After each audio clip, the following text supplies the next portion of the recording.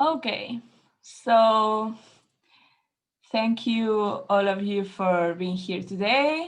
I hope that you are all okay. I'm Alba. I'm the current LASC coordinator, and I will be co-hosting this talk today with Narella from collective Que Sea Ley, and I will do this short introduction about the talk, and then we could hear our amazing speakers for today. So I will be introducing LASC, and I'm not sure if there is anyone who doesn't know LASC right now, but for those that you don't know us, the Latin American Solidarity Center is a membership-based organization since 1996, based in Dublin. We share this passion for real social change in Latin America and Ireland, and we believe in equality, social justice, and equal cultural, social, political, and economic rights for everyone. With this kind of events, what we do is we try to expose and challenge the current injustice in Latin America, in Ireland, but all around the world through public awareness and development education, information exchange, and solidarity campaigns. Um, if you follow LASC, you know that we are doing every month, at the end of every month, we do these talks, the LASC Wet Talks. But right now, for sure, as we are having this COVID situation that it lasts already 10 months, I honestly lost track of time. It was always in person, but right now we are doing it online. And last month, because of the 20th of November, 25th of November, we decided to do this set of talks focused on violence against women. Also, I would like to especially thank Que Sea Ley Dublin for co-organizing this set of talks with us. And also, I want to remind you that this is the second one. The last week we had the first one, and next week we will have the closure, and it would be in Portuguese, especially focused on violence against women and the LGTBQ collective. The inscriptions are already open, and I will paste the link after in the chat. So talking about this event, the talk, it's gonna be recorded and uploaded in our YouTube channel, as everything that we are doing currently online. I just want to remind you that you can check previous talks and previous events that we have been doing there. Also, the previous week talk, that's in Spanish. As this is a Zoom call, I will ask you please to mute yourself just to avoid this background noise. And also you can turn off your camera so we don't eat all the internet broadband. You can write us in the chat. We will be checking everything over there. And I just want to let you know that we will have this questions and answers turn after our speakers. Today, we are going to address the issue of gender-based violence, specifically in the area of physical and mental health. And before we can hear our speakers, I would like to provide some general data. So we take into account the effect of the violence on the physical and psychological health of women. Apart from the obvious consequences, such injuries, disability, chronic pain, and death, for sure, we can also talk about other consequences of gender-based violence. And the physical level, we have headaches, low back pain, abdominal pain, intestinal disorders, and general poor health, plus negative health behaviors such as smoking, addiction to drugs, sleeping pills, anxiolytics, and alcoholism. On the sexual level, we can find unwanted pregnancies, abortions, gynecological problems due to obstetrician violence, and sexual transmitted infections.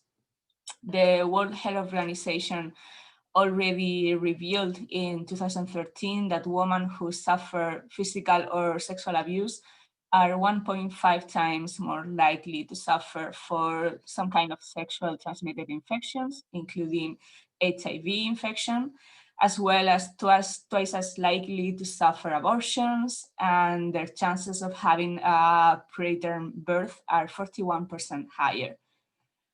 Regarding the mental level of the consequences of violence, we have PTSD, depression, anxiety, eating disorders, panic disorder, low self-esteem, generally sexual dysfunctions, and suicide attempts. Again, the World Health Organization conclude that women who have experienced violence are almost twice as likely to suffer from depression and drinking problems. And those are just collective statistics, but if we go closer to vulnerable groups as migrant women or LGTB community, the numbers increase dramatically. I got this data from the different official reports from the United Nations and the World Health Organization, and we will provide these links in the follow-up email that I hope that I can send you tomorrow or on Friday with the link for the talk and the information about our speakers. So now, after this short introduction of the topic, I would like to introduce our speakers. Today we will have Narella Forte, Argentinian activist, member of Que Sea Ley Dublin, and co-host of this talk, who will give us a short introduction about health-related violence. After that, we will have Xavier, a social scientist and activist from Brazil, who will speak about violence against migrant women in the healthcare services in Ireland. After Jane, we will have Giulia Valentino, Italian trans activist. She will be talking about the types of violence in the LGTBQ plus community. And finally, for closing, we will have María Otero from Spain, activist and also part of the 8M collective from Dublin, who will address psychological and identity violence towards gender self-determination people. So that would be everything on my side. I will be doing also the closure, but I just want to say thank you very much for joining us. It is a pleasure to be organizing these talks in Spanish, Portuguese, and English, and just having this space for gathering and talk a little bit about this. With further, how do you say it in English? I don't know. Like, I will stop talking now, and I would just... No further introductions needed. Yes, no further introductions needed. Narella, the floor is yours. Thank you, Alba. Hi, everybody. Well, thank you all for being here today. I would like to say something else, that after we all finish, we would like to have some minutes. If anyone has any questions, you can put it on the chat and we'll try to address them when we are all done. So feel free to do that. Alba was already introducing me. As she said, I'm part from this collective called Que Sea Ley Dublin. And I wanted to share with you some of the thoughts and reflections that last time in our last meeting we share. The subject of our last meeting was exactly this: the kind of violences, the gender-based violences that we are subject to and that we have to face on our everyday lives.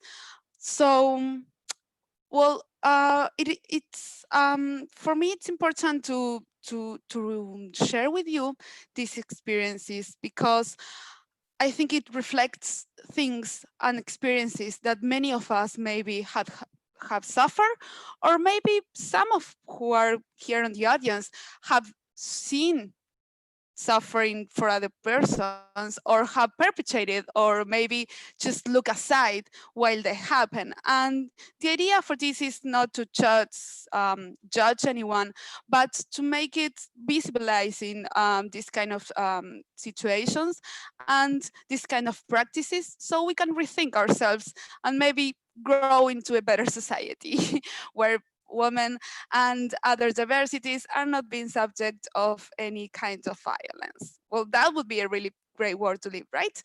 But nowadays, this is what we have. Um, so as I said, we will be talking a little bit about all the kind of violences that anyone who is not a white cisgender male suffer. And I think that's important to address because it's important to understand that gender-based violence is not just domestic violence, and it's definitely not only against cis women. So that's why we will have all these voices, beautiful voices today to talk about it. Um, as I said, well, I'll be talking some of the reflections we have on our last meeting with Que Sea Ley. One of the feelings we all have and express is that we started suffering violence in a public area when we were only little girls. And older males, who could easily be our fathers or let alone even our grandfathers, touch themselves in public areas or try to force us to touch them, or they just needed to show us their genitals. So that's kind of the first violence you experience when you go out in the public area. So that's one of the things we need to understand, because if we reduce gender-based violence to domestic violence, these kind of violences that we are exposed in the public area, as I said, well, they're not part of the domestic violence, right? So it's important to start using other terms sometimes and to understand everything that compromises the different kind of violences that we suffer. Um, Also, unfortunately, this is a commonly experienced situation for many of us along the world, but I think especially in Latin America, we can say it's even worse because it's a common practice among men in our culture. In this last meeting, as I said, we realized that 19 out of 20 of the participants had experienced this type of violence, and we were on average between 6 and 12 years old when this first happened to us. It also came to light that all of us shared the same feeling of shame and anguish and an inability to express what we felt at the time, being unable to talk to a responsible grown up in search for help or support. Um, on the other hand, okay, I don't know what's going on, sorry. I think my brand just broke. If everyone is hearing me. No, I think not everybody's muted. So if everybody that is attending could mute their mic. Thank you, Julian. Thank you so much. Okay. As my friends, I'm just messing with him a little bit, like on this live conference. So yeah, now I'm sure he feels really ashamed. So that was the issue. That's not the idea to shame anyone, really. So, well, on the other hand, we also talked about how often we were harassed in public transport, such as buses or trains. We usually experience this when going to work or study. And of course, this has an extremely negative impact on our performance in these areas. Again, 19 out of the 20 women attended the talk in this meeting claim that they have been touched without consent in public transport or the streets on the average age of 12, 13, or maybe 11. So we're talking about little girls. Again, let's try to all remember what we were like when we were 11 years old. Most of them also mentioned they didn't have the tools to face this, as no one warned them it could happen, and that it was necessary to talk about it and address as it is. This is a kind of violence. We weren't taught to search support to overcome these difficult situations. We also believe that this type of abuse is invisibilized even more when a woman finds the courage to talk about them, and they're told they maybe have overreacted, or they have some grade of responsibility for that because of what they were wearing, or because of the places they were going through. And this is important to realize. It's never the victim's fault. Like, it never can be a woman's or a diversity's fault if another person is violent in them. It doesn't have anything to do with the clothes you're wearing or the streets you have to walk around to get to your job or to your school or whatever. So that's something I wanted to point out. And we also believe that this type of abuse is invisibilized, and we need to address it as it is, because we ended up changing the way we dress. We change our route to work, so we don't go by that street where this group of males, because let's be clear, there are always males, there are always cis males, and in most of situations, of course, they're white, but there are definitely always cis males who are doing this to women and other diversity. So I think it's important to start understanding that, how it impacts in our lives. We are really young and we are changing the way we dress because we cannot go to the train the same way we go to the office, because we are exposed to being touched, unwanted, of course. And that's not because if I want to use a skirt or I want to use a certain type of pants. It's because men need to put it in themselves together, right? They need to understand they cannot violate that way our personal space. Nevertheless, it's important, I think, at least, that we try to do this exercise of understanding the root of these kind of acts, these violent acts. Historically, I think these violent attitudes have not been questioned by society, and those minorities that try to denounce them have been silenced.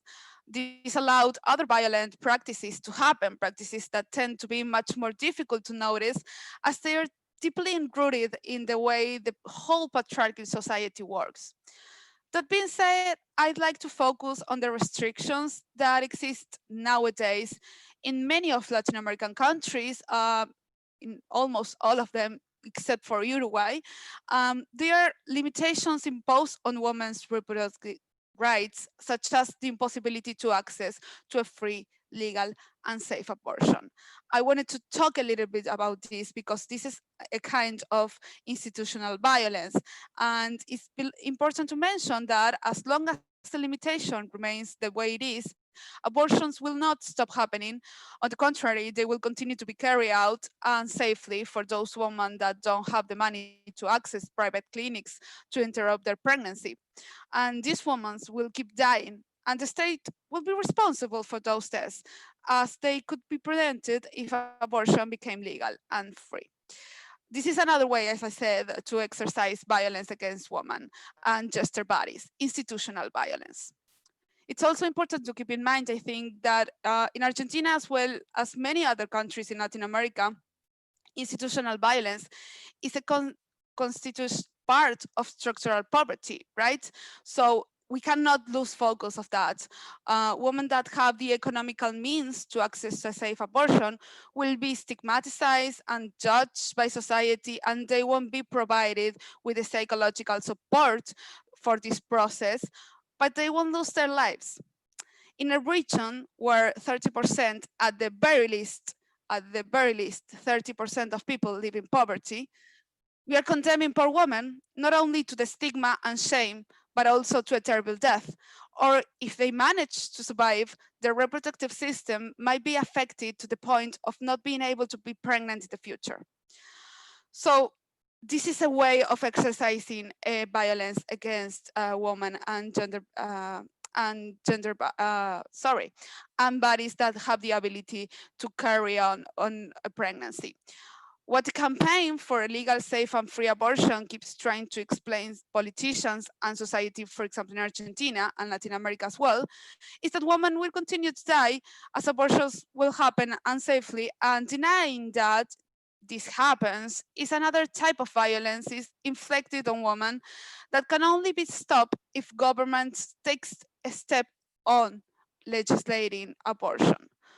I'm really happy to say that I think in Argentina we are on the edge of changing this.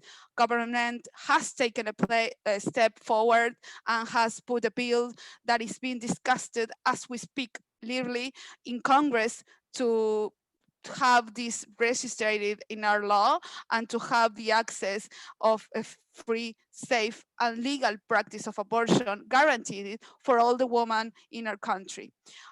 So it is important. It was important for me to say a little bit of this, talk about this kind of violences that won't be addressed in this talk for the other speakers. But I wanted to share with you all this data, all these experiences. And of course, I will be hearing you out if you have any questions about it. We will be ruined for this to become a law in Argentina, and we won't stop struggling until it's a law in the entire region and in the entire world. This is our flight. I did it. Well, this is our flight.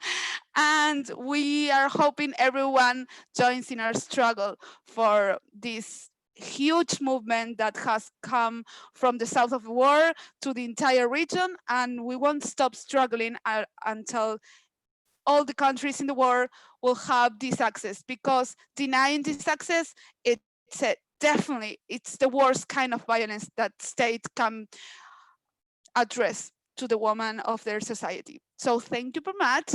And Jane, would you like to go keep talking about this obstetrician violence and everything that, well, it has so many rules, right? Yeah. Thank you so much, Narella. And it will be hard to keep up. You push the bar so high now. First of all, thank you so much, guys, to be here. It's very hard, even though we're going online. I took part in a few events in the past, and some people just don't show up. Everyone is busy doing so many things. So thank you so much. Thank you to Que Sea Ley, and thank you to LASC for inviting me. I love being in a very diverse panel, and I love when I can talk about my own experience. So I advise you in advance that I'll be sharing something that happened to me, and that's okay. I'm totally prepared for that. And please don't feel sorry, but try to see what I'm going to tell you and see how you can multiply and how you can maybe change your perspective or reflect on what I'm saying. That would be great. It would be a great take from today anyway. So I'll be focusing on structural racism, on the healthcare services and my own experience in Ireland, and also the impact on my own mental health. So I think, like, if we talk as collectively, it becomes something so big and so far-fetched, and numbers and statistics, and sometimes we can't really relate. I think when we tell our stories, it becomes something close and more human. And I think we're going through tough times. And it is important to break the stigma. It is important to talk about mental health. It is important to see that sometimes we're just replicating some toxic positivity, but we're not really there for people. Everyone is struggling. Everyone is going through a battle, and most of us are not sharing. And it is important to see that we have spaces to share. So I think when we talk about structural racism, sometimes it becomes a jargon. We can't really think where this is coming from. So when I used to be a childminder, it was very common. Most of families that I work for, I would, let's say, be reading a book, talking about geography, and then, oh, look, this is Africa. And then, let's say, 5-year-old kids would say, oh, Africa. Oh, people are very poor there because my dad has to send them money. And oh, the ads on the TV, they don't have what to eat. This was the standard. And then if you think in Brazil, what I learned at school when I was in my primary school, oh, the slaves I brought from Africa. No, the slaves weren't brought from Africa. There were African people who were kidnapped from their lands, taken away from their culture, stuck into horrible cruise ships, and like standing up for 20, I don't know, 60 days, crossing the ocean, Many of them died. They didn't have enough food. People were taking turns to see who was going to sit down and who was going to be standing. And once they got in Brazil, they didn't have a name. They didn't have a number. Sometimes they were like just tattooed as if they were animals. For example, I would love to know where my ancestors came from, but I can't. This was taken away from me. I'll never be able to find. Whereas if you think of the south of Brazil or other areas where there were lots of Europeans going there, it was completely different. There are lots of Brazilians who have dual citizenship due to their ancestors. They know exactly their whole story. I remember in like primary school, people, oh, because my granddad was Italian and I'm going to a castle when I grown up. Oh, because I used to speak German when I was small. And I never had that. I can't even trace where I was really coming from, where my genes came from. So what I want to get from this point is still a lack of representation. And we grow up with this view that those people are not really maybe highly qualified because we don't see them. Kids grow up, then they go to school, everybody's white, then their friends are white, they go to every shop, maybe people who are serving them are Black or are migrants, but people in their daily lives, they will be white. Then they get home, they watch TV, everybody's white. There's a lack of representation. Then let's watch the news. There's no anchor on the TV news who is Black. And it goes across all the sectors. And then what happens? No matter what you do when you're not in your country, you can study, you can go for postgrad, whatever. People will come to you, like it happened to me a few months ago before the lockdown. I went to visit some kids that I used to mind like 10 years ago. They are nearly grown up now.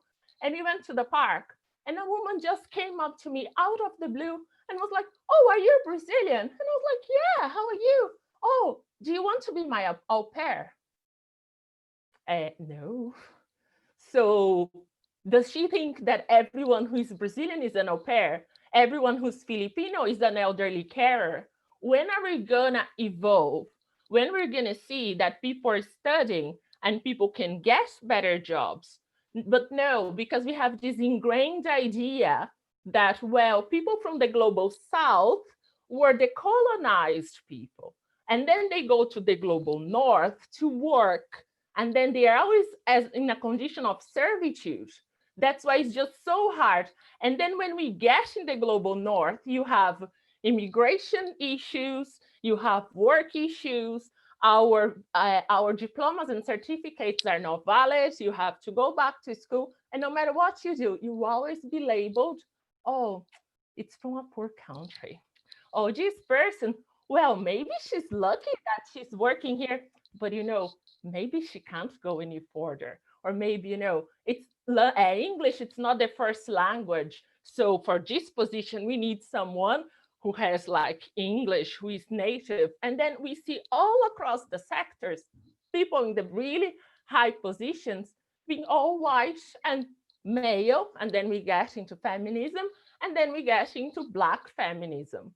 That then if you think white and then Black women will be always in a position of servitude, and then you have to fight to get into spaces. And this is our daily lives, will always happen.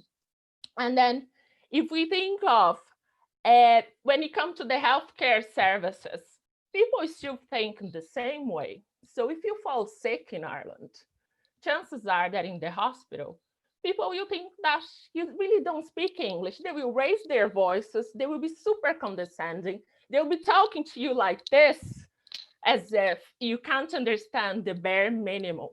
And they don't want to spend time explaining things to you because they think it's just a waste of time. So at some stage, you feel as if infantilized, and where you're gonna go, you don't have where to go. I worked in hospitals in Brazil for years. I worked for São Paulo Hospital. And the way that I was treated here, it was just unbelievable. And I was paying health insurance. And I was in a room with other 5 women. And I was prone to infection.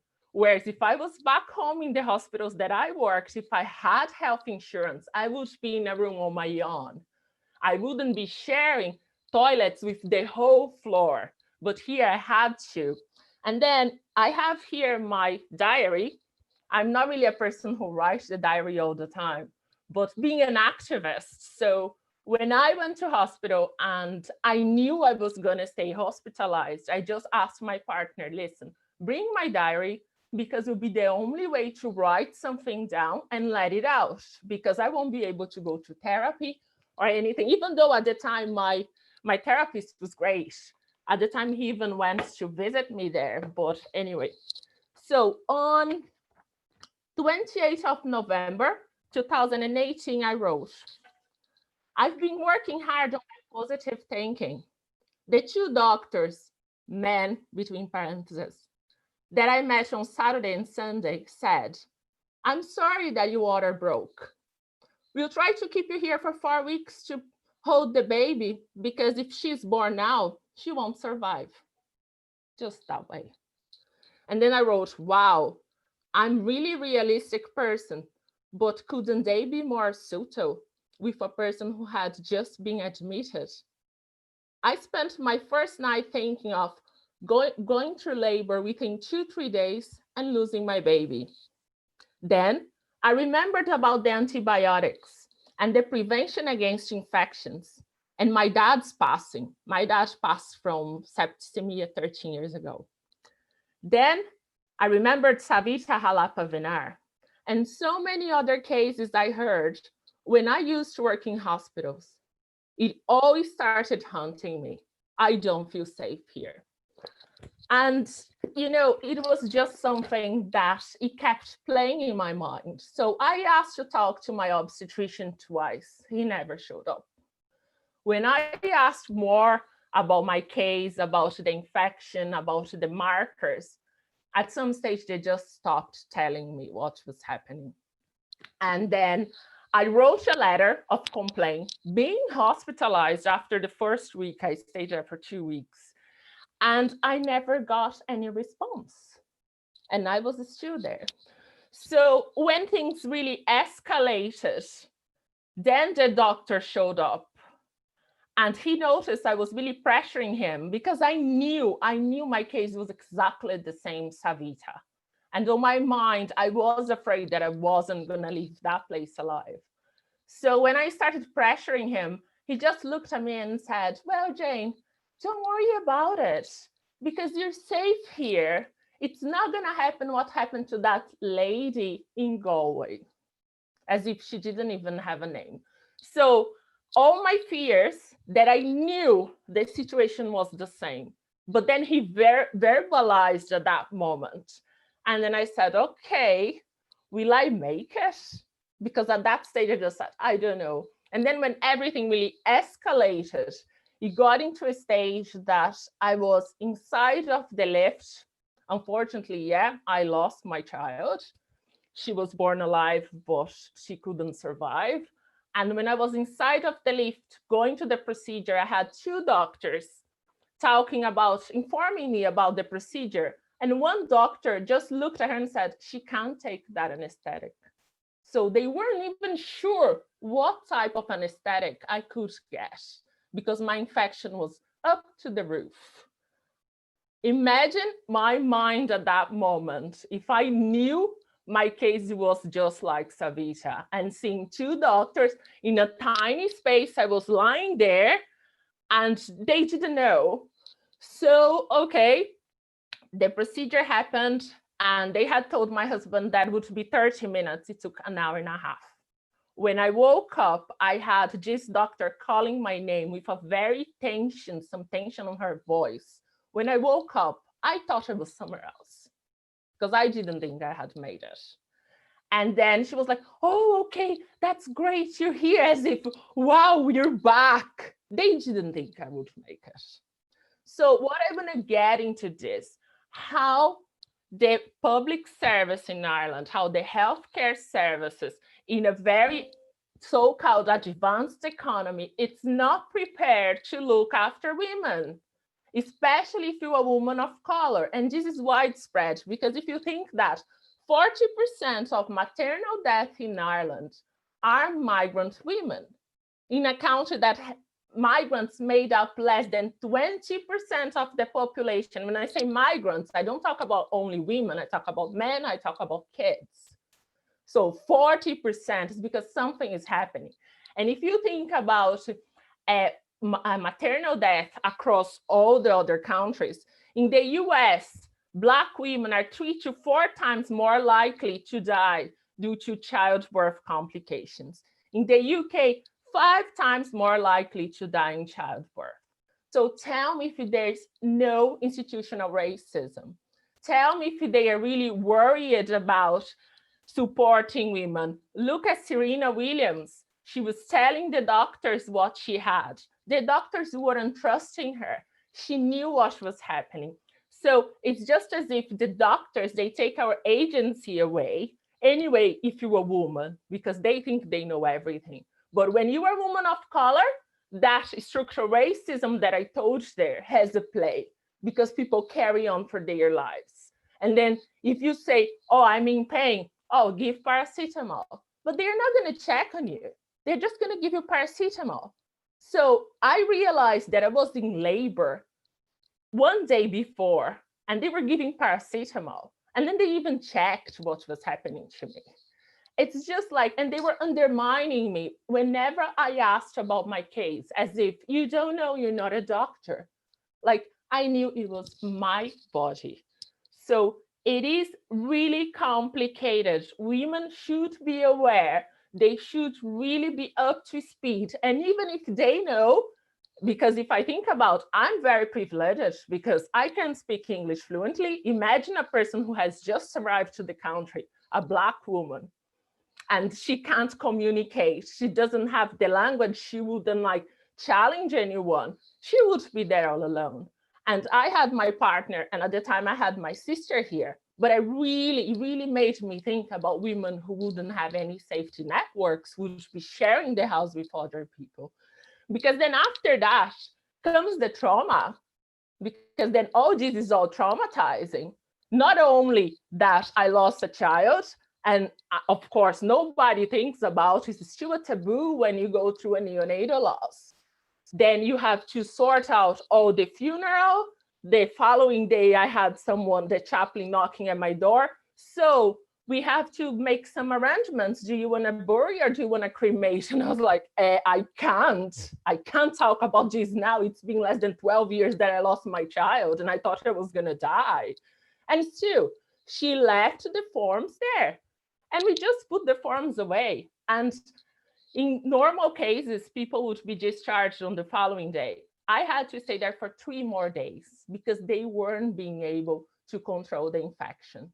And even when I was discharged, I had to take 3 types of antibiotics for 1 week. So it was just like, you know, one thing above the other, but people don't talk about it. Unless it becomes a case like Savita, Bimbo Nauga, Malaka Twamli, but there are lots going on because people are so afraid. And I do understand it's such a trauma. And whenever you talk to people, people are like, oh, poor you. No, it's not to feel sorry for what I've been through. It's to be aware of what's happening and let's try to change something from this. Don't treat people like with a pity. Oh, you've been through this. I'm better now. And I'm ready to talk about my experience because I think this is the only way for other women who went through this also feel welcomed and feel empathized. Because if you think that 20% of pregnancies don't go ahead, most people don't talk about it because it's still a taboo. And once you go through that, you blame yourself. You blame yourself that something happened, it could have been differently. And then it comes to that loophole in your mind, and then that whole film playing and the doctor telling you that, you know, and you kind of, oh, I could have been the second Savita and all that. And then how you go forward with your life. So I had a job that I loved, that used to be my volunteer position. And then I was able to make it as a job. So it was a paid job. And then at that stage, I had lots of plans. I had conferences planned and so on. And suddenly everything changed. I wasn't prepared to go back to work. I asked for my maternity leave. It wasn't as easy as it should be, but I was able to take the 6 months. Then after that, I just handed in my notice because I wasn't ready to go back. I was working, supporting other vulnerable women when I wasn't ready enough. So I took the whole year off, did all therapy, everything that I could to try to push myself together. Then 2020, then the pandemic. How can you not suffer another impact with the pandemic? Then the stigma, because I developed anxiety. I was worried about my family back home. And I've lost a lot of people in my family in this decade. And everything started coming to my mind. And I had to go to the doctor, and the doctor said, Jane, I know you've been quite reluctant, but you have to be on medicine, at least for 2 months. And then again, we as a society, we don't think that there's so many levels of mental health. The word mental health is like, oh, the person's crazy. No, there are far more people out there taking medicines for mental health, but it's still the stigma because no one wants to talk about it. So yes, I was taking, and during the day, I was great. Nobody would notice anything. My problem was the bruxism, that my gum shield would no longer hold. My partner would wake me up 2-3 times per night. I thought I was gonna break my teeth. And then after that, it got better. But then I realized that I had to go for Botox. Until then, I didn't know that people would put Botox for bruxism. I've never been a person who is worried about Botox or plastic surgery or anything. But then yes, it worked. So why not? So Botox on the sides to try to stop. But therapy didn't work. And then I went to the meds, and then I went out of the meds. But the funny thing is, once I started talking to other women, listen, the pandemic really triggered my anxiety, and I had to go to the meds. Really? Oh, I'm the meds for ages. You didn't know that. Oh, it's because nobody talks about it, but I'm on the meds. So it's just something that we have to break the stigma. There are different levels. There are people who are great during the day. It doesn't mean because they are taking the medicines, they can't go to work, they can't go out. No, they are. So how are we, is it not time for us to change the way that we have all these notions ingrained in our heads that, are we really open to changes? Because we're in 2020. And sometimes I have a feeling that we can't deal with mental health and we can't deal with neonatal laws. And sometimes we feel sorry for people, but in a pity way and not in a supportive way. And then we replicate the toxic positivity that it doesn't help, actually makes people worse. So I think I went quite long here. And I hope I didn't scare anyone. And I'm open to questions or comments. And thanks for listening. And I'll pass it over to Giulia now. Thank you. Well, it's quite hard to catch that ball. Thank you all for having me. Okay. What's going on? Can you Go hear me? ahead. I think, okay. Yeah, we can hear you. I think someone just unmute. Okay. Thank you to all the people who managed to organize this conversation. Thank you, Jane, for being so long, because your speech was inspiring, somehow shocking, and shock is something that sometimes we need to trigger a strong reaction. So I really appreciate it, and was a very precious speech. I will start from mental health because it's the last point you touch. I am a trans person, so my healthcare rely on a diagnosis. All start from there. I couldn't access hormonal therapy or change my IDs without a diagnosis. And the gender dysphoria diagnosis was understood to be included into the mental health landscape. Now it's no longer that way, but it was. And here in Ireland, we are still being treated like psychiatric patients. So, well, there's plenty of people affected by mental health on different forms or severity.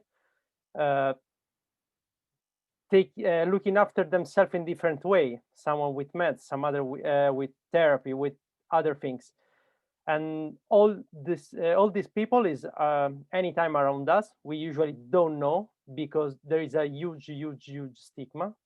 I know people in the spectrum, people affected by PTSD or I don't know, food eating disturbed or diseases. So the scenario is a way more complex and wide than we are used to think when we heard about mental health.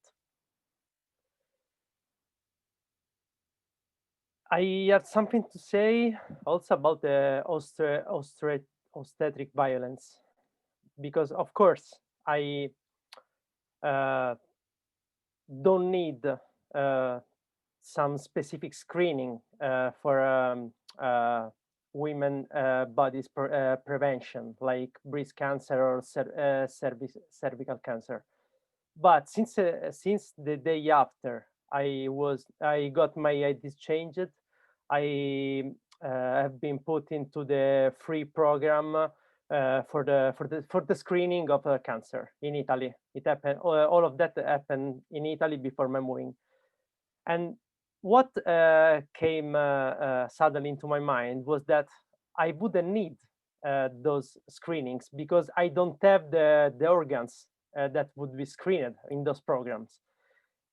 But there are men, trans men, who might benefit of this program, and they are absolutely excluded from that.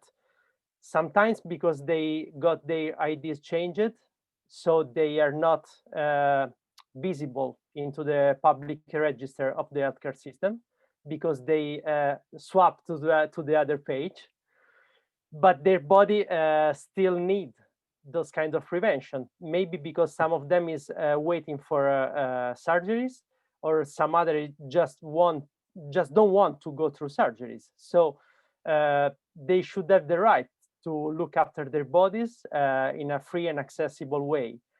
And the other thing I thought was like, what is going to happen if when a trans man might be included in that program?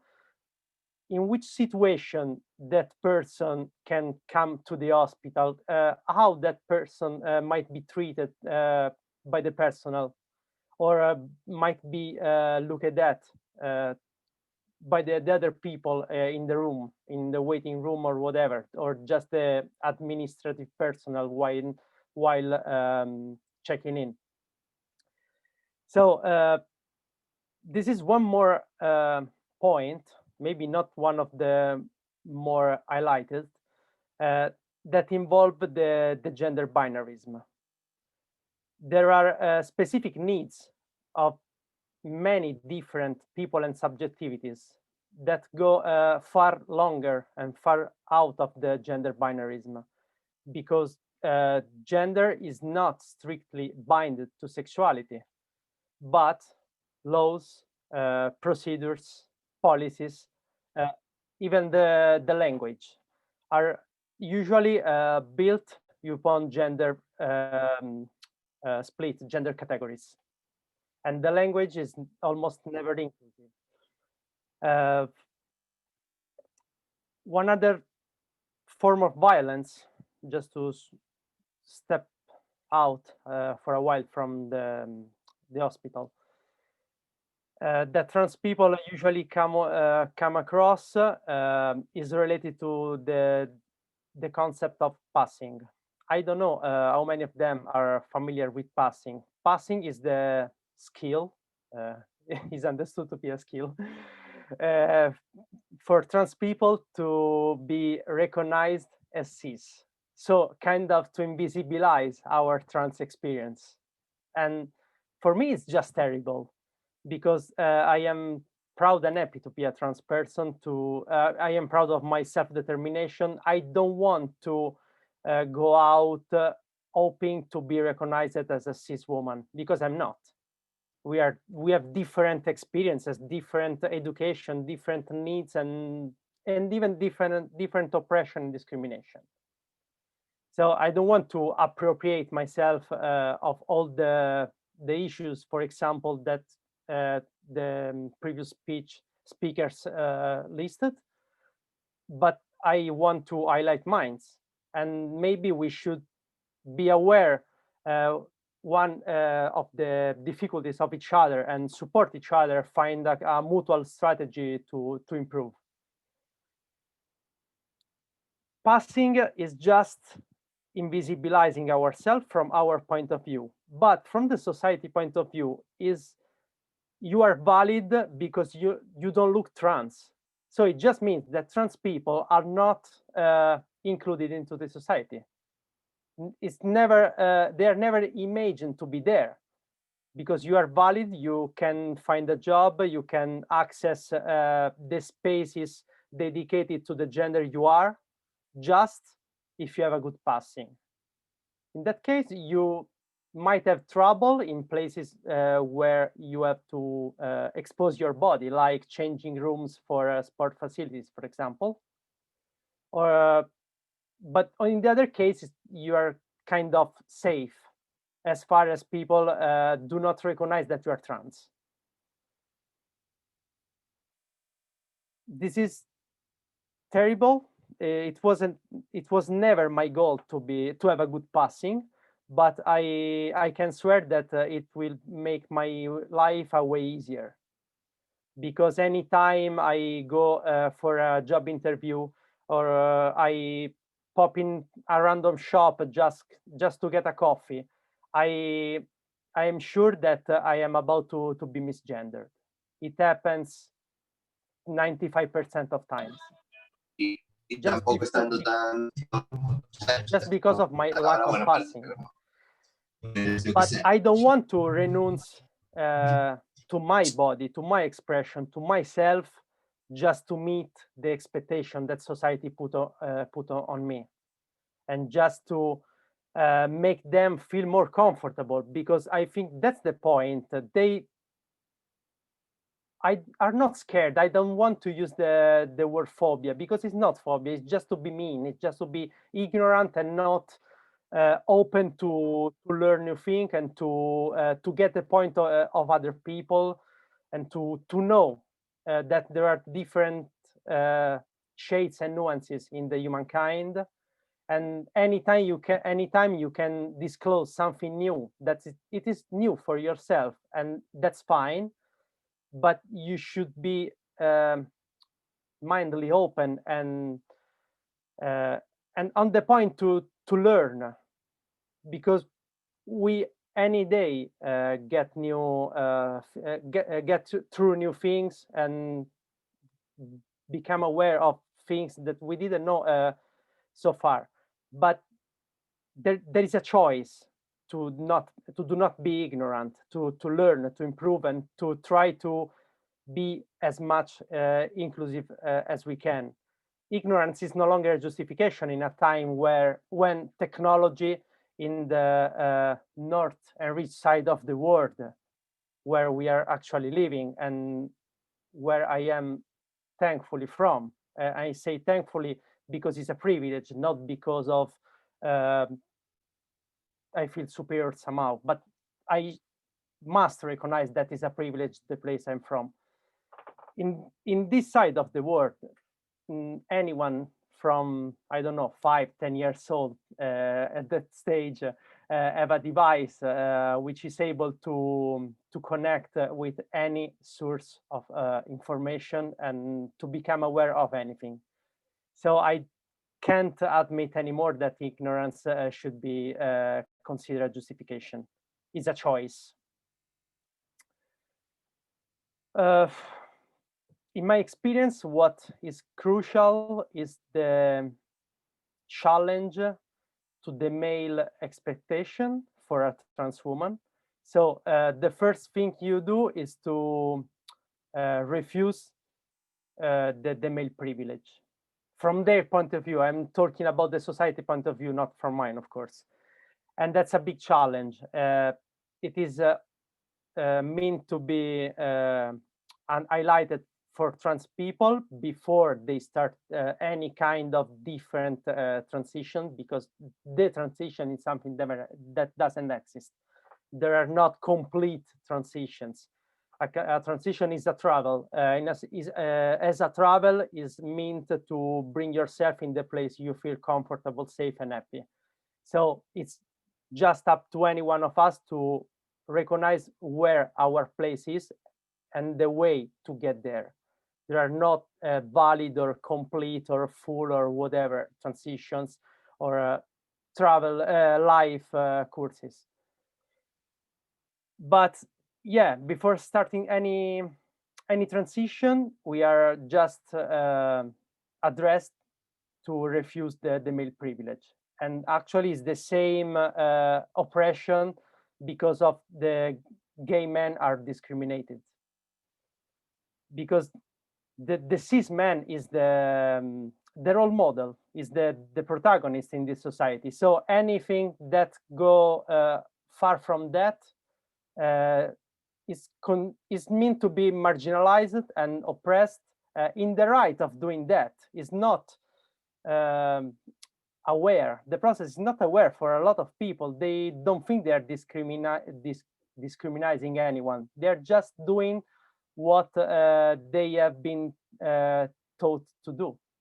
The way they grew up, And the consent is one of the iconic example that I'm used to provide for that. Women are usually grow up being told that they shouldn't say yes. Otherwise, the slut stigma will be a lifetime burden for them. So they maybe develop a way to say different kind of no's to address, to go through different situations and conversation. On the other side, men do not expect to get a no from a woman. So anytime they get a no, they just think that no is just a fancy way to say yes, and they feel legitimated to push further. A lot of people should just be educated on that, because my trans experience, my coming out experience is very helpful for me talking about that. Most of the people I talk with, they're just ignorant but open. And the most evident example is my father. When I came out with my father, he didn't know anything about what I was talking about. So my coming out was kind of an academic lesson. And it wasn't the most intimate and emotional way to do that. I would prefer to have a more intense and intimate conversation to go through such an important thing for myself.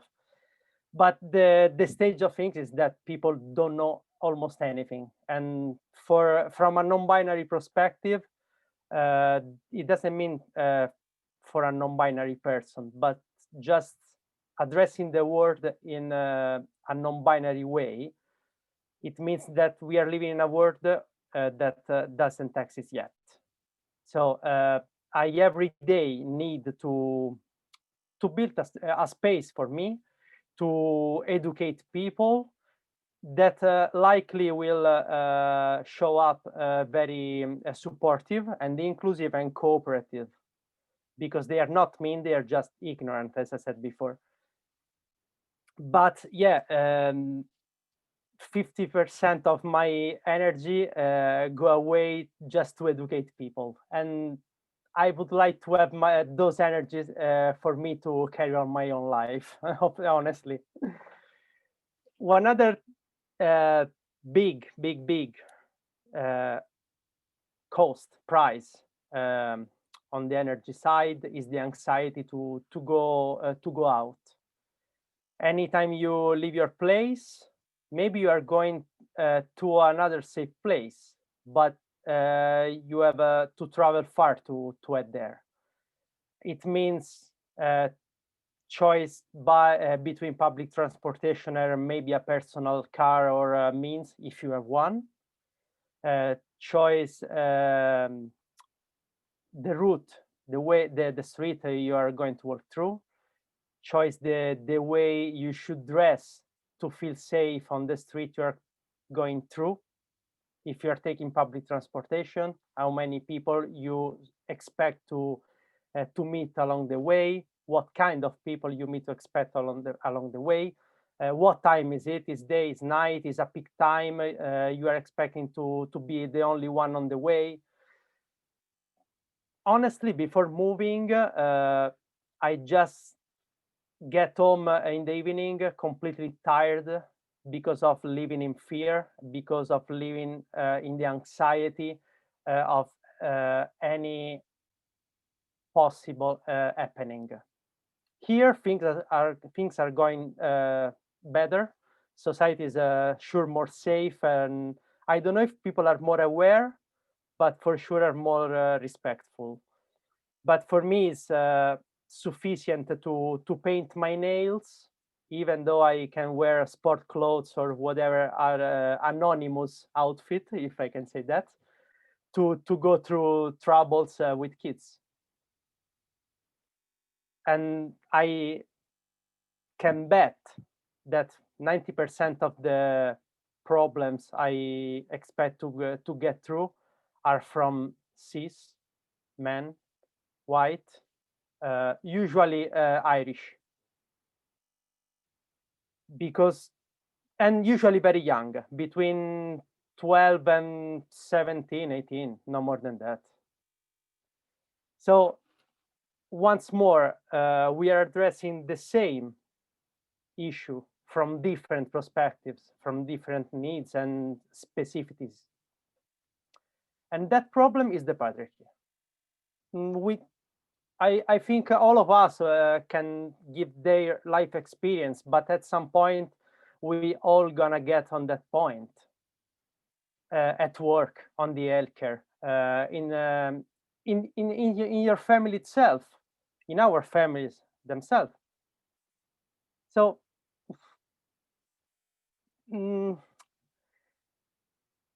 sometimes it's not given for me to be here because the exclusion of trans people in feminism is a very very light topic, very discussed topic on this time, and there are a lot of TERF which are actually just reactionaries, not revolutionaries.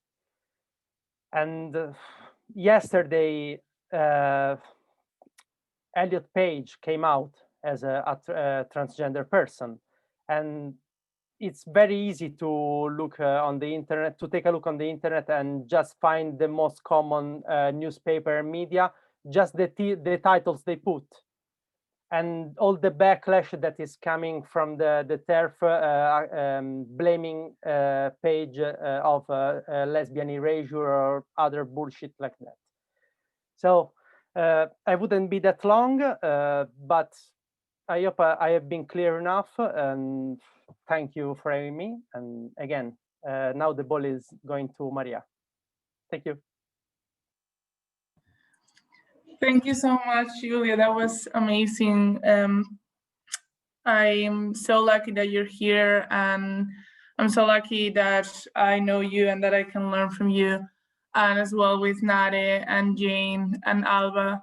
I'm really, really privileged to have so many women in my life that I'm keep learning from, and I hope to continue work together with to make this world a better place, which is a huge aim, you know, but we're getting there a little by little. So my name is Maria. My pronouns are she, her. And I'm going to talk a little bit about the situation in Spain in terms of gender-based violence, in terms of like trans activism. I'm really aware that as a cis person, I cannot talk from a trans experience, but I just want to share what's happening in Spain from a legislation point of view.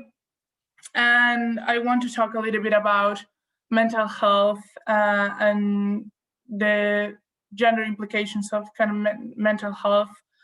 I know some of the things that I'm talking about have been already kind of mentioned by other speakers, which is really good that I can kind of piggyback onto their like topics, as now we say during these Zoom meetings that seem to be the reality now. I'm also an activist at the collective 8M Dublin. We've been doing tons of great things until coronavirus decided to ruin this year for everybody.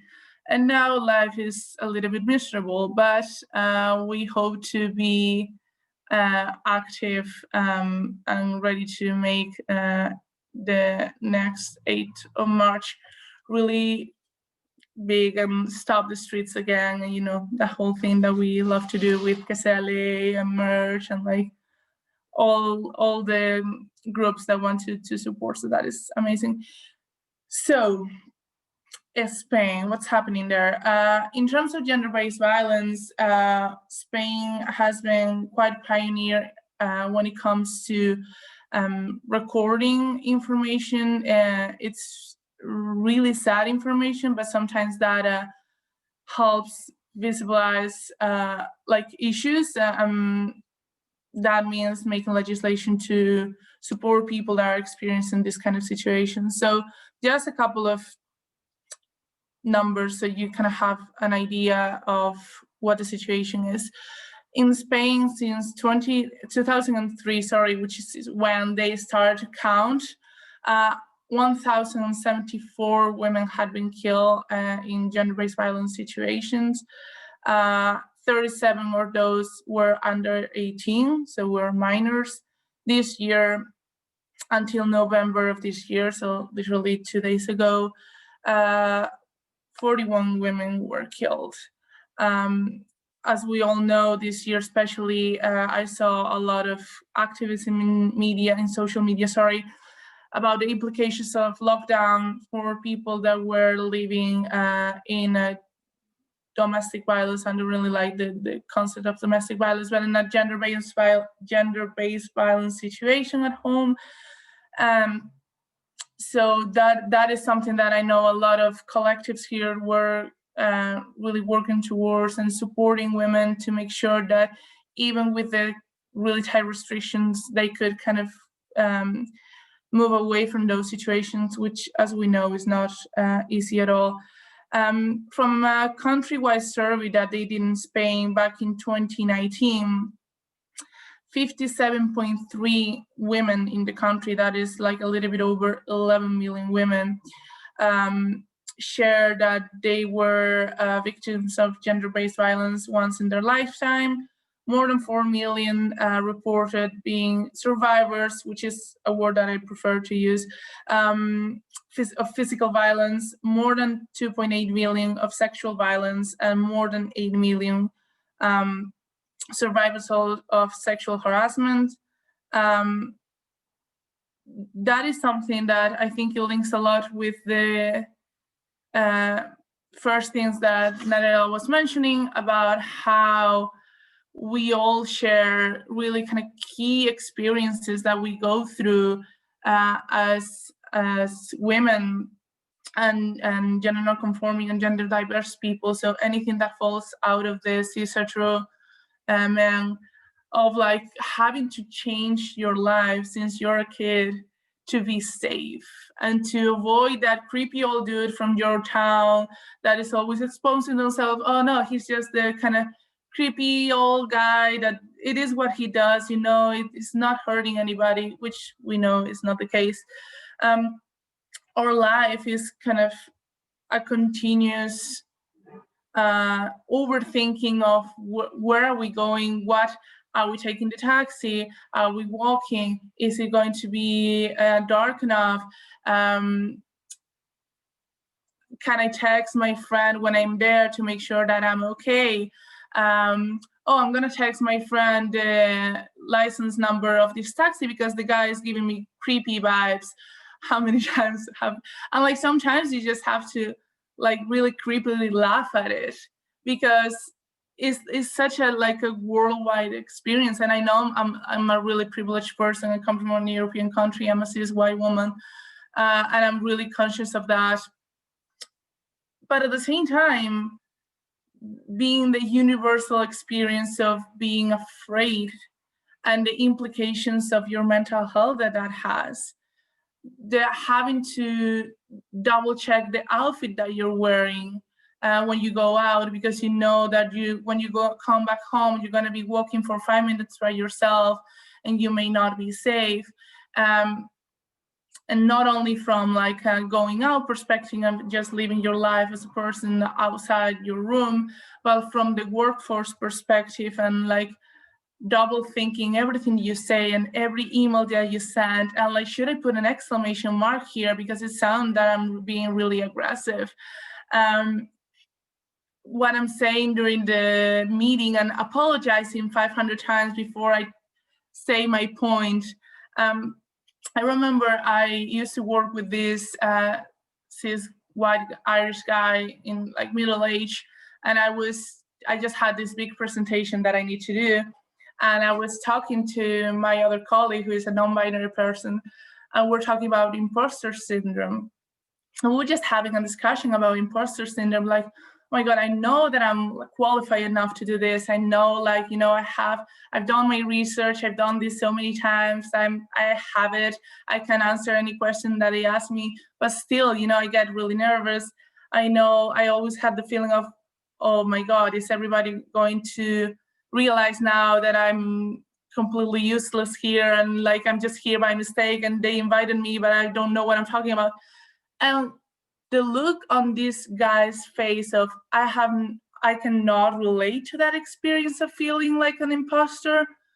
And like sometimes you just realize, oh, okay, this is not a universal thing. This is not something that cis white male men experience, apparently. This is not something that everybody has to deal with, and this is not something that everybody has to add on to their already difficult kind of work life and just navigating being like a professional in any sort of sector. So that impact on mental health, that how tiring it is sometimes to just exist when you're being oppressed, to just share, to just enter a room in which you're going to be the only woman, the only gender non-conforming person, the only younger woman, the only migrant woman, the only person of color, which is not an experience, of course, that I can speak on behalf of, but I like all of the things that intersect and create this already imbalance when you go into the room, and how conscious you are of that situation and all the work that you need to do on top of your work, on top of the work that you're supposed to do to overcome something that is just being brought to your environment without being asked to be there. That is something that, you know, I'm so happy at the same time that we can create safer spaces and spaces in which we can share and spaces in which we can relate to each other and like learn from each other, because I know that although I'm going to experience certain oppressions, Jane is going to bring something to the table that I will never experience. Giulia is going to bring something to the table that I will never experience. Narella is going to bring something to the table that I will never experience. And I think that makes us grow, and I think that makes us understand that although we have tons of universal experiences, we're not, our world and our body is not unique, and we need to learn from other women.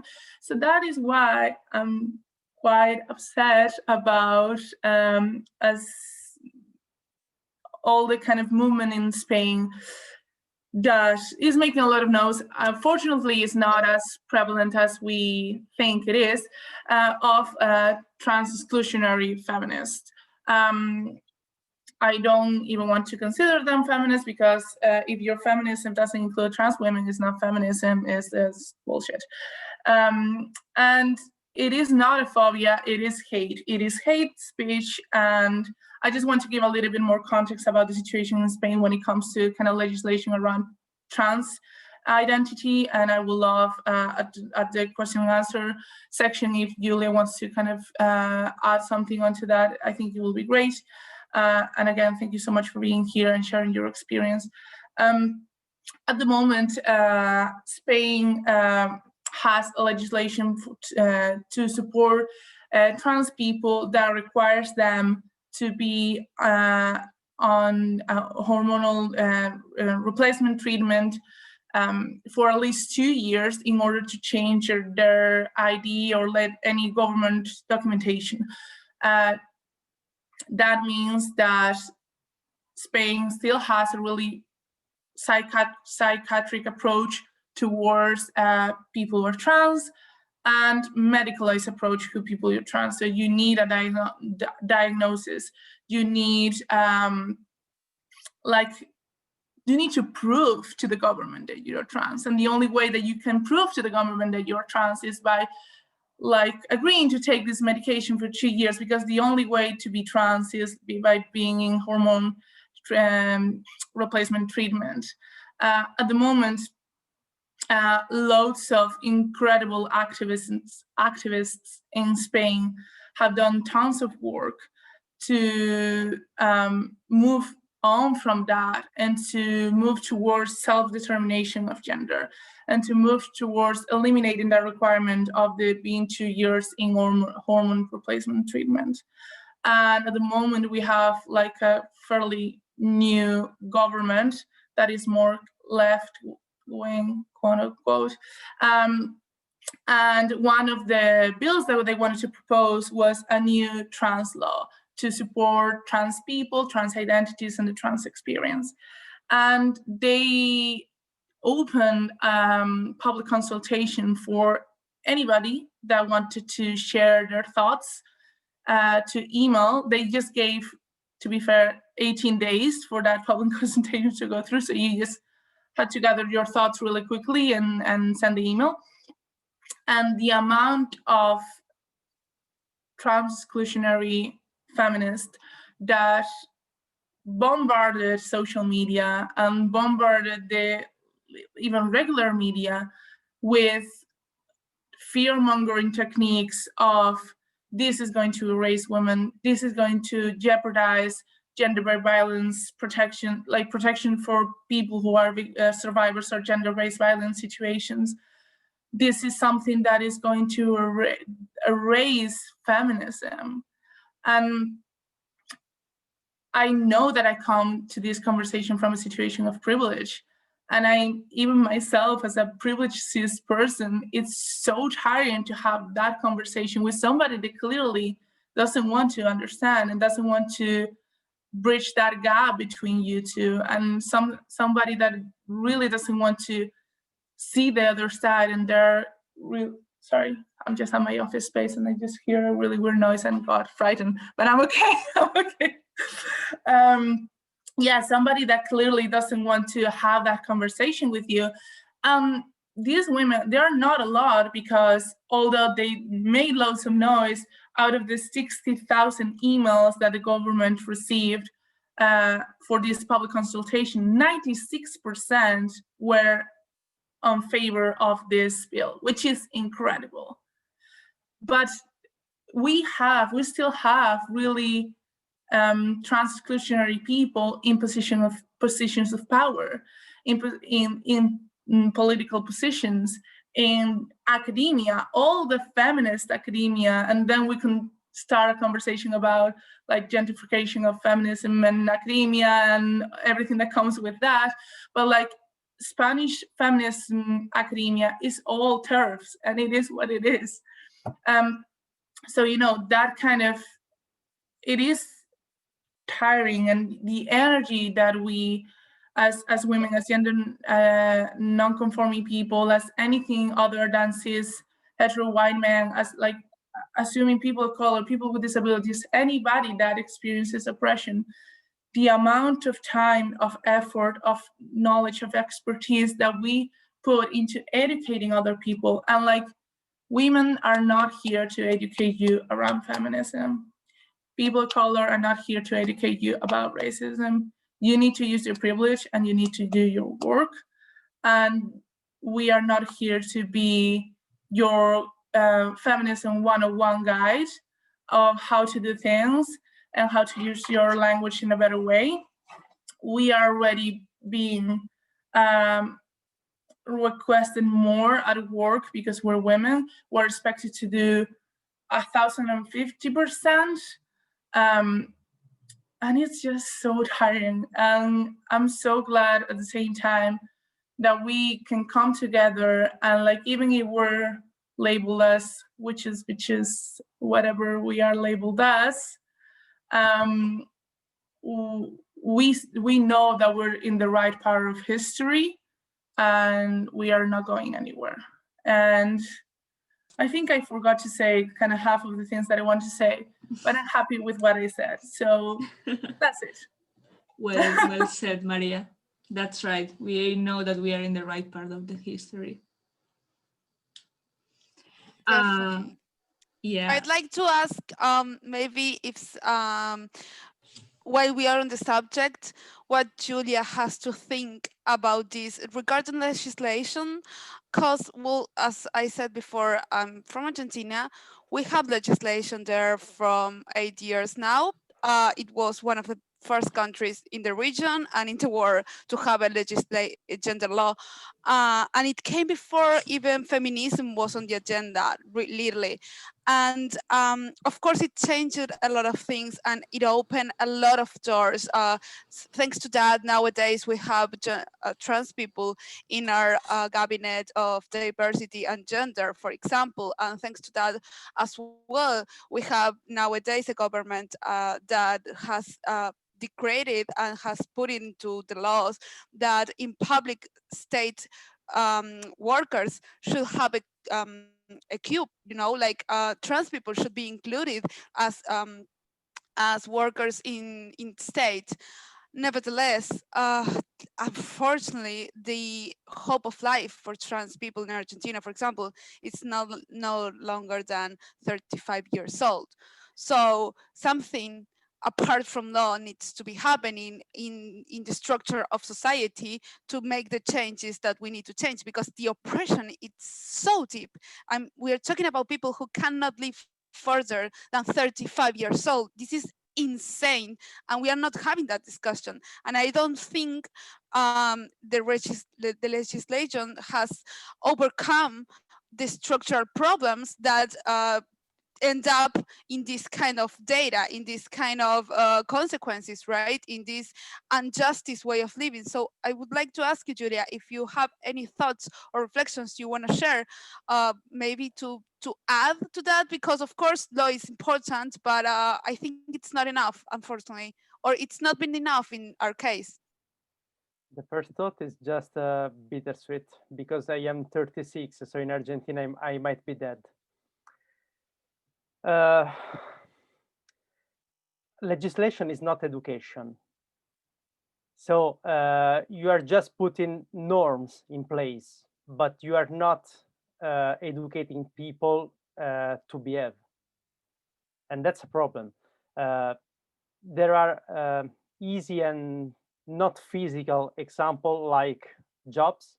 If you apply for a job, you can anytime see the disclaimer at the bottom of the page for a fairness and equality about gender, race, or whatever.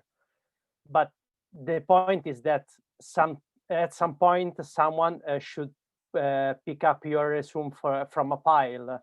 And if you are a trans person or you belong on other minorities, it's not given that your resume might be picked up just based on your skills. In Italy, at the moment, it's kind of impossible for a trans person to find a job.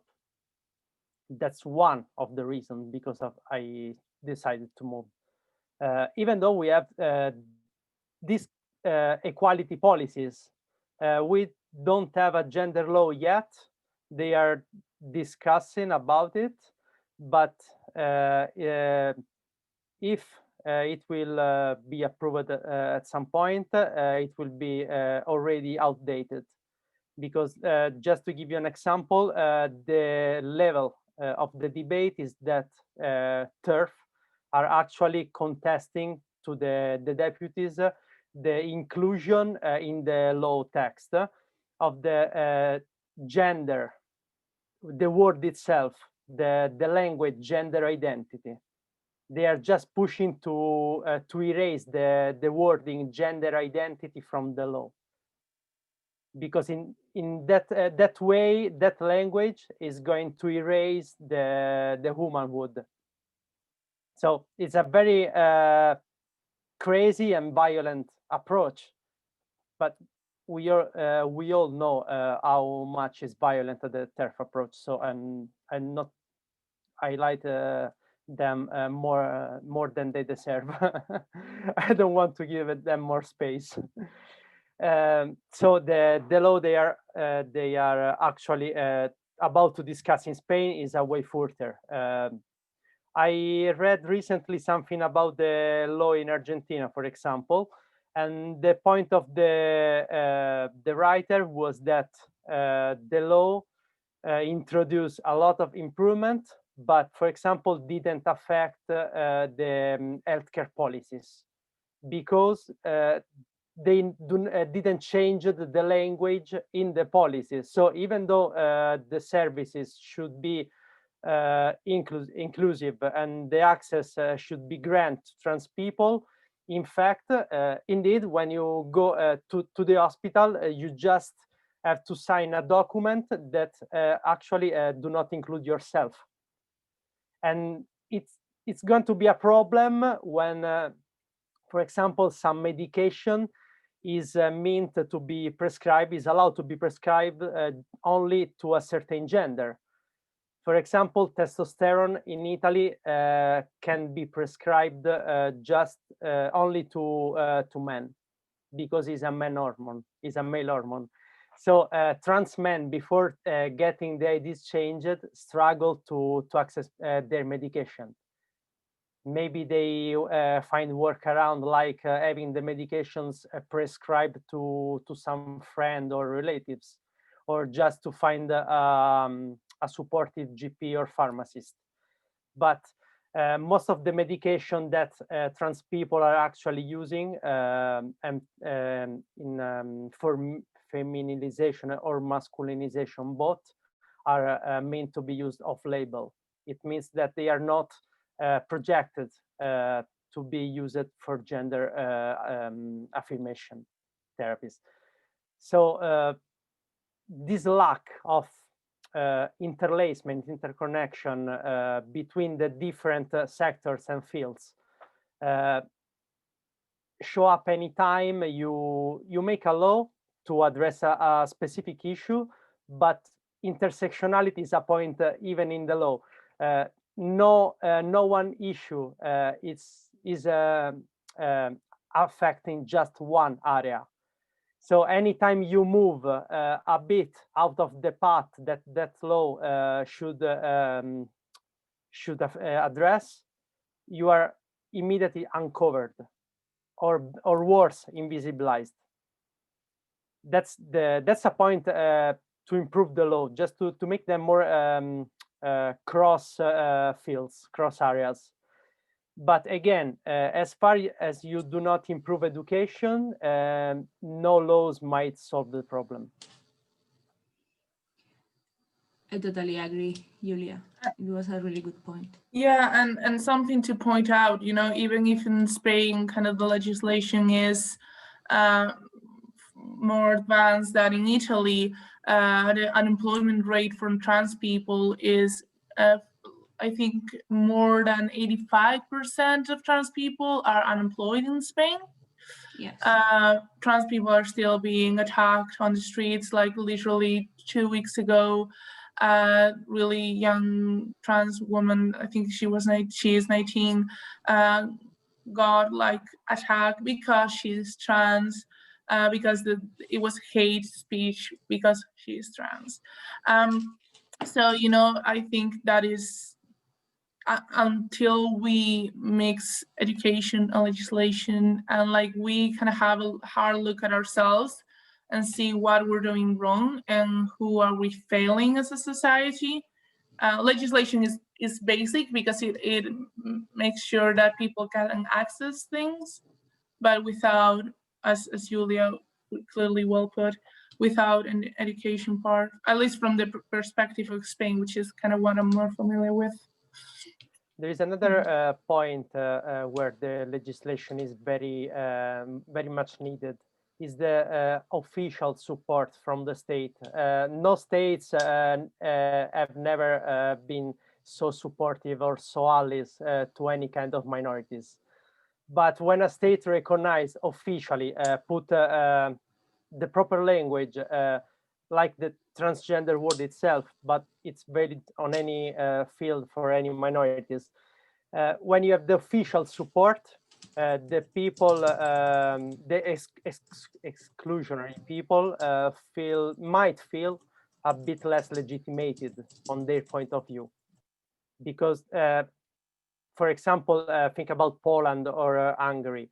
As far as the state is pushing against the LGBT community, it's just stupid, it's just silly to think that some people can change their mind about discrimination, because you are living into a state that are pushing you, stimulating you to discriminate. So it's very important to stand officially from the state side, even though it's not enough, because the Dublin City Council waved the trans flag during the Awareness Week, or highlighted in purple some buildings for the Intersexual Awareness Day or Week, I don't remember. And that's good, it's very much appreciated, but I mean it like a promise. If you do that, you should follow up with concrete things. Otherwise, it's just a showcase, I don't know. Yes, definitely. That's another topic that not today, but we could address sometime, which is pinkwashing and how this affect to feminism, LGTBQ community, etc., etc.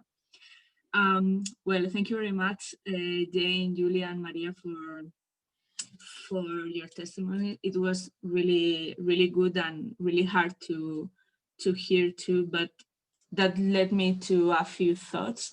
The first one is about the taboo that Jane was talking at the beginning. If we don't talk about things, they just doesn't exist.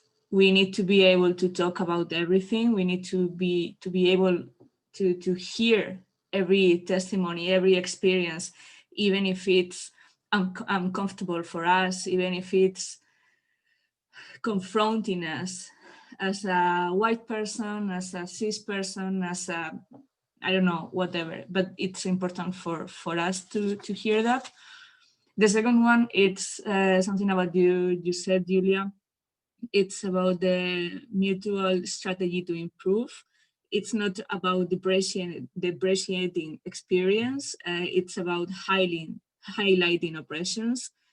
And here for me, the word is intersectionality. That it's not only feminism, but I feel that we as feminists, as people who support the LGTBQ community, as people who support the environmental movements, I think we are all kind of connected somehow, and this should be it should be intersectional, because if it doesn't, we are being again the enemy. And the third one is something that Maria said about the Spanish trans law, and I'm also from Spain, and I would like to say that to highlight what she said, no, that about they got around 60,000 emails, and 58,900 it was like in the proposal. So even though, yes, the academy is quite tough, as she said, people aren't. And I think that's something that we definitely should celebrate. And now we have a few questions. So I would like to ask first Jane. We have a couple of questions for you. Okay. They're asking in the chat, how do you feel going back to the Irish Health Service? How do you feel, if you feel that something changed in how you were treated? And also, could you elaborate on how toxic positivity can have a negative impact? Okay, so the first one about going back. Yeah, I had to kind of collect some blood samples about like 5 months after I had been hospitalized. I thought I was going to be fine going on my own, although it wasn't the same hospital. And then just by coincidence, I bumped into a friend on the street, and then she was like, oh, I'll go with you. She didn't even know about my story or anything.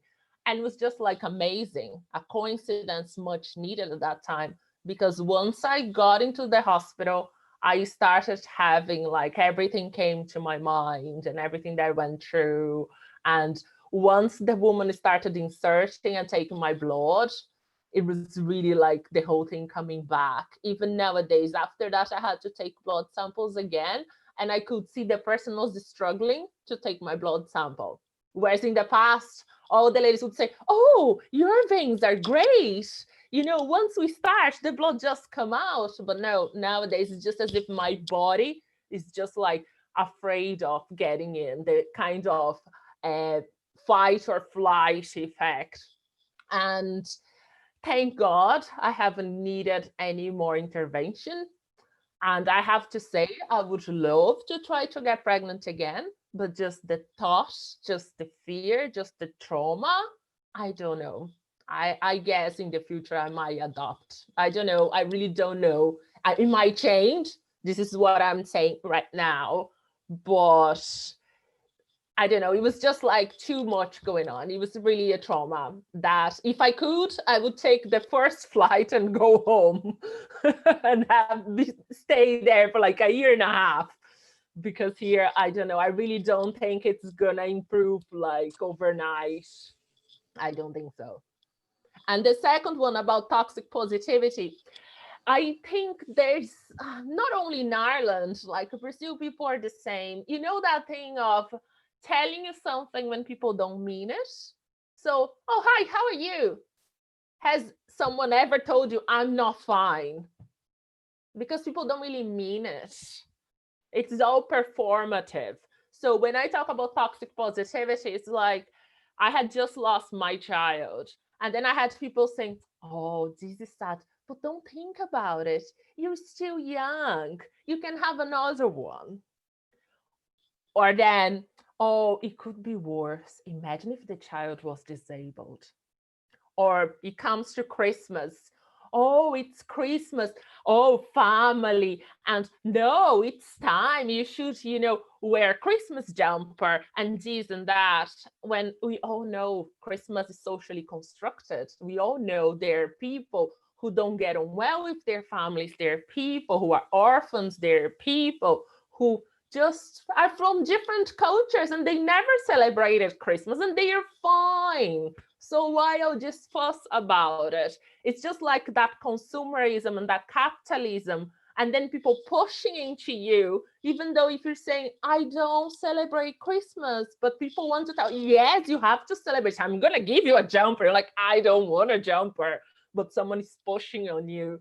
So it's just that kind of, at the end of the day, we've been so alienated in this kind of crazy road and our thoughts and everything, that we are not really active listening to people. We can say, oh, I'm gonna check on this person. She was in hospital. So I sent a message, hey, how are you? Oh, I'm great, thanks. And that's it. Is this person really well? Are we prepared to hear, no, I'm not okay, can you talk to me? Are we prepared to say, oh, listen, actually this whole thing about, people say, oh, it's grand, stay positive. Are you ready to say, listen, I hear your pain. Do you want to share? What can I do for you? Is there anything I can do? Do you want me to like make you a soup and bring you at home?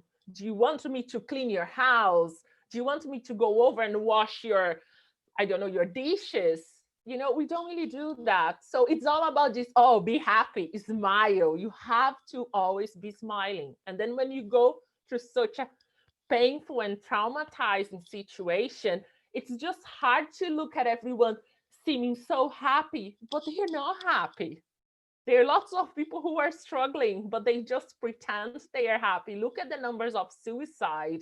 And unfortunately, they are going to go up at this end of this year. This year has been tough. And we all pretending it's fine. Yesterday, the queues in front of the gyms were kilometric. But I asked myself, are these people looking after their mental health? Because mental health are also important. We all think about bodies and losing weight and looking perfect outside, but how about inside? So it's all this positivity that if you are going through a rough path, it's hard to deal with. Jane, sorry, can I ask a question? Yeah, of course. Do you feel like a difference between, or like a cultural difference between people here in Ireland, Irish people here in Ireland, I mean, and people back home, in terms of how are you, like even the language that people use? I'm not saying that in Spain everybody is super connected to their feelings and really kind of emotionally intelligent, and like mental health is on everyday like news, but like even here you don't even get the, oh, how are you, I'm fine. You get the not so bad, not bad. Even like the language that people use around how they are, it's different. So I think we are, like in Spain, we're really behind in the conversation about mental health, but I don't, culturally, maybe, of course, I have many more years of experience living in Spain than living here. And I was born there, I was raised there, so I have much more context. But like from my point of view, here, like the conversation about mental health is like literally non-existent. People don't talk about it, and not even within their kind of safer spaces of like groups or like chosen family or family. So I would like to hear your kind of thoughts on that. Yeah, I do think here the stigma is even worse than back home. It's not that, oh, back home we're super developed. No, it's not. But because we are copycats of the US. So in the US, everyone has their shrink. Everyone goes to a therapy and so on. So back home, I remember going to therapy like 20 years ago, and I would tell my friends and it was fine. But when I got here 14 years ago, I remember people saying, oh, that person is going to therapy. There's something really bad happening to her. And I wouldn't say that I used to go to therapy even before coming over, because people always thought that I lived, I don't know, that I didn't have what to eat, or I was living like, I don't know where. So imagine if I said that I had been to therapists. So I do feel that. I think there's more to be deconstructed here. But I guess there's all the history behind the way that, they were so oppressed by the British Empire, and people were supposed to repress their feelings. So it still reflects, and people are not really open enough. And there's also, of course, not that back home we don't drink. We do drink a lot. But we have the tapas like you guys have. So we kind of, we drink and have something to eat, and here and we drink more. Yeah, but sometimes here go out only to drink. And then after that, the hangover is much worse. And then they start thinking about life and about things and so on. And then, okay, let's drink to forget about what I was thinking before. So I think it's just a vicious cycle sometimes. Yeah. But yeah, it can be quite negative here sometimes. I guess the winter as well, the way that sometimes people are not too bad. Yeah. I think something that is to me, like from like I'm a psychologist like by trade, and like for me it's really interesting kind of the concept of resilience sometimes, and how it's kind of really misused in the way of, oh yeah, you're just absorbing everything that gets thrown at you, and because you're not showing any signs of being struggling, you should be super resilient, and being super resilient and not having any reaction to anything negative that happens to you, it's amazing, it's the way to go. So like everything, all the traumatic experiences under the sky can happen to you as long as you are still like doing like, oh, every day has the opportunity to be a good day, and kind of that crappy kind of empty positivism. I don't know, I think it's kind of all relates to everything, that you have to, even to activism, that you have to be an activist but with a smile, and don't complain too much, and like be happy that you have the chance. Yeah, no, totally agree with that. I have to say that I would love, honestly, I would love to have a talk on toxic positivity and this capitalism positivity, because I feel like back in Spain we have this brand, it is called Mr. Wonderful, and it's like super cute, you know, like cupcakes with faces and everything, like kawaii, and it, for me it's exhausting because it's everything, it has to be so cute and so smiley and so happy, and you cannot complain, and people, like what Jen said, no, they are not really asking you, or just questioning, are we ready to take a no for an answer when we are asking how are you, like, or are you doing well? Because I don't feel so. Honestly, I don't feel so. So yes, this is a topic that I love, and I would love to have a talk on it. So if any of you are available, we don't have anything planned for the next year. Like this will be the last set of talks that we have planned. So yeah, we are open for suggestions, and I would love to organizing it. And just for closing, we have a question for Giulia. Even though you answered it in the chat box, just for if anyone lost it, how do you think the way that seeing and treating trans people in Italy has changed in recent years, and how's your return every time that you visit the country?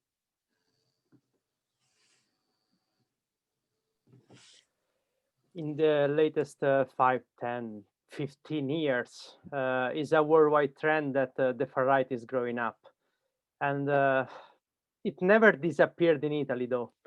But things started getting worse in the late, no more than 10 years ago, I guess. How I feel? I feel oppressed. Here in Dublin, I breathe a very queer air. I see, for example, gay couples holding their hands, trans people or queer people going around freely expressing themselves, and you can't see those people in Rome, for example, or you can see them in some specific areas, in safe places where they know that they can safely, not anytime, but most of the time, safely express themselves and be themselves. I don't like the ghetto approach. I don't want to live in my safe places, in my community place, or in my clubs or whatever. I want to live in the world, so I want to make this world a safe place. I don't want to just to rush from a safe place to the next one. That's not my point. And in Italy, this feeling is so strong. At least in Rome, I have only been living in Rome. I was born there and grew up there. This feeling is very, very, very strong. You don't see anything out of the path. It's kind of rare to see people challenging the gender rules, or even the social rules, any kind of rules, because they are just adhering the norm, and that's boring, that's oppressing, and that's violent. that's just violent. And I feel bittersweet when I go back, because of course I have some loved ones over there. But honestly, it's like a task. I am on duty to get there to look after my loved ones, but I don't want to get there. That's my perception of Italy right now. I moved 1 year and a half ago, so not too long. But I never thought to get back. I don't know if Ireland will be my home for the rest of my life, but I am pretty sure that Italy won't be. That's really hard when you're home. It's not really your safe space. And this idea of knowing that, okay, I'm not really sure if Dublin will be my final place, but definitely what it should be home, it won't. It is something that I really cannot imagine, like going back to Spain, to my hometown, and not feeling safe. Well, ladies, if we don't have any further questions, I would like to close this talk, and I cannot believe that we make it on time. I just want to catch up on one thing you said before. You said the endorsement in Spain is exclusionary, is reactionary, is TERF, the academic is transphobic, all the rest. But then you said they are not so many. We are more. So just clean them out. Yeah, definitely. And I honestly think so. I'm really active on social media, and I know how big is in Spain the LGTBQ plus community, and I know that we are more. I know it because I saw it when we go out on the streets, when we go out on the 8th of March, when we go out on the 25th of November. I was there, not this year, but I've been there, and I can feel it, and we are more. And so yeah, I'm quite happy. Maybe the academia holds this institutional position, but I know that they are not that many. So I'm happy with that, and I'm really happy. They're nothing without us. They're nothing without like the rest of us. So exactly, and that academia is dying. I have to say, they're old and we are younger and literally dying. Yeah, literally dying. And I would like to say on that matter, representing the South here, that it's something it really amazed me when I got to Europe to realize that feminism was so outside from intersectionality and was nothing of popularity and was so academic, and there were so many spaces where trans people would not be allowed or whatever they feel they have those rights. Because well, Jane would say something maybe here, but for us it's like, how could they not be our partners? Like, they are subject to more violence than us. We are all in this together. We all have the same pressure, and it was impossible for me to think outside of that reality, because of course I came from that. I didn't become a feminist in university or in colleges or in any other places. I became a feminist on the streets. And on the streets are the trabas, as we call it, are the trans, and we are all in this together. So I like to say that for the movement on the South. Sorry for that, but I wanted to say something about regarding that, because it's definitely something it showed me a little bit of perspective. Like, it was, whoa, this is amazing. How could these people not see this? Like, it was something, it amazed me. So I'd like to share that.